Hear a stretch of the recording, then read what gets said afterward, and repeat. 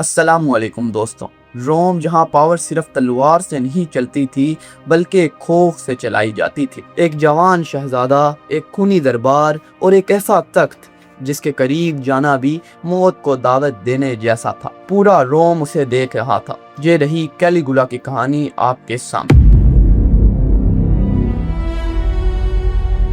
کیلیگولا بچپن سے اپنے والد جرمینوکس کے ساتھ جنگوں پر جاتا تھا۔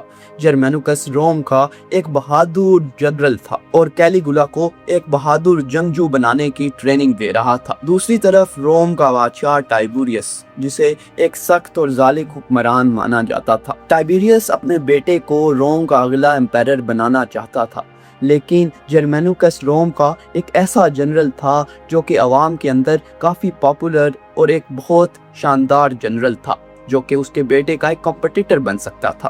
اسی لیے ٹائبیریس جرمینس کو راستے سے ہٹانے کا فیصلہ کرتا ہے اور جرمینس کی موت ہو جاتی ہے۔ کیلیگولا صرف 7 سال کا تھا جب اس کے والد جرمینکس کی موت اچانک ہو جاتی ہے۔ جرمینکس کی فیملی کو یقین تھا کہ اسے زہر دیا گیا ہے اور کیلیگولا کی ماں اگریپینا نے کھل کر ٹائبیریس پر جرمینکس کو قتل کروانے کا الزام لگایا۔ اگریپینا نے لوگوں کی حمایت حاصل کی، جس کی وجہ سے روم کے لوگ ٹائبیریس کے خلاف ہونے لگے۔ ٹائبیریس کو جرمینکس کی فیملی سے خطرہ محسوس ہوا کیونکہ لوگ انہیں تھرون کے بہتر وارث سمجھتے تھے۔ اسی لیے ٹائبیریس نے اگریپینا کو خاموش کرنے اور اس کے خاندان کو کنٹرول کرنے کی کوشش کی۔ ٹائبیریس کے دور میں ٹریزن ٹرائلز ایک خوفناک ٹرائلز تھے۔ امپائرر کے اوپر تنقید کرنا ایک سخت جرم مانا جاتا تھا۔ ٹائبیریس نے کیلیگولا کے پورے خاندان کو تباہ کر کے رکھ دیا۔ اس کی ماں کو جلا وطن کر دیا گیا، ایک بھائی کو قید کر دیا گیا اور دوسرے بھائی کو قتل کر دیا گیا۔ کیلیگولا کا بچپن بہت خوف میں گزرا۔ اسے ہمیشہ ڈر رہتا تھا کہ ٹائبیریس اسے کبھی بھی مروا سکتا ہے۔ وہ روم میں نظر بند جیسی زندگی گزار رہا تھا۔ جوان ہونے پر کیلیگولا ٹائبیریس سے دور رہنے کی کوشش کرتا رہا، لیکن ایک موت نے کیلیگولا کو ٹائبیریس کے سامنے لا کھڑا کیا۔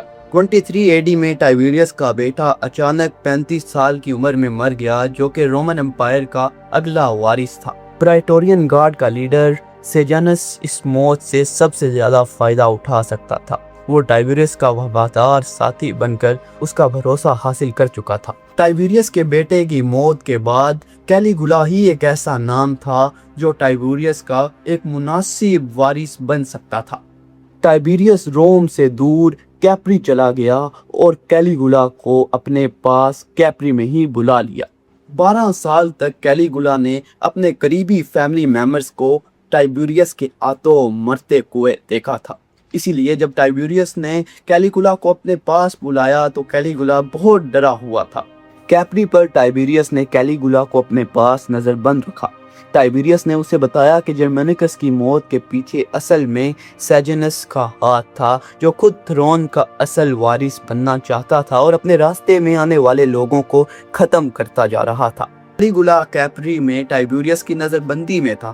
وہیں پر ٹائبیریس کا 12 سالہ پوتا گیمولس بھی رہتا تھا۔ دونوں کو فیوچر امپائرر بننے کے لیے ایک دوسرے سے کمپیٹ کرنا پڑ رہا تھا، لیکن یہ سچ تھا کہ اس کا پوتا ابھی صرف 12 سال کا تھا اور اتنا میچیور نہیں ہوا تھا کہ وہ ایک بادشاہت سنبھال سکے۔ ٹائبیریس جانتا تھا کہ اس کا پوتا گیمولس ابھی بہت چھوٹا اور نا تجربہ کار ہے، جبکہ کیلیگولا کے پاس جرمینکس کا نام اور ملٹری بیک گراؤنڈ تھا۔ کیلیگولا نے ٹائبیریس کا بھروسہ جیتنے کے لیے اپنی ایموشنز چھپانا اور ہر بات میں احتیاط کرنا سیکھ لیا۔ وہ جانتا تھا کہ ٹائبیریس سے ذرا سی غلطی بھی اس کی جان لے سکتی ہے۔ اسی دوران کیلیگولا کو پتا چلا کہ اس کی ماں، جو اس وقت جلا وطن ہو چکی تھی، وہ اب مر چکی ہے۔ کیلیگولا روم کے لوگوں میں بہت مشہور تھا اور اس کے پاس جرمینکس کی وراثت اور سٹرونگ فیملی بیک گراؤنڈ تھا۔ اس کے مقابلے میں جرمینکس ایک سپوائلڈ اور کم تجربہ کار لڑکا تھا۔ ٹائبیریس نے فیصلہ کیا کہ کیلیگولا اور جرمینکس دونوں کو مل کر تھرون کا وارث بنایا جائے گا، لیکن ایک بہت بڑا سوال سامنے تھا۔ کیلیگولا ٹائبیریس کی بات مان کر جرمینکس کے ساتھ حکومت شیئر کرے گا یا جرمینکس کو اپنے راستے سے ہٹا کر خود امپائرر بنے گا۔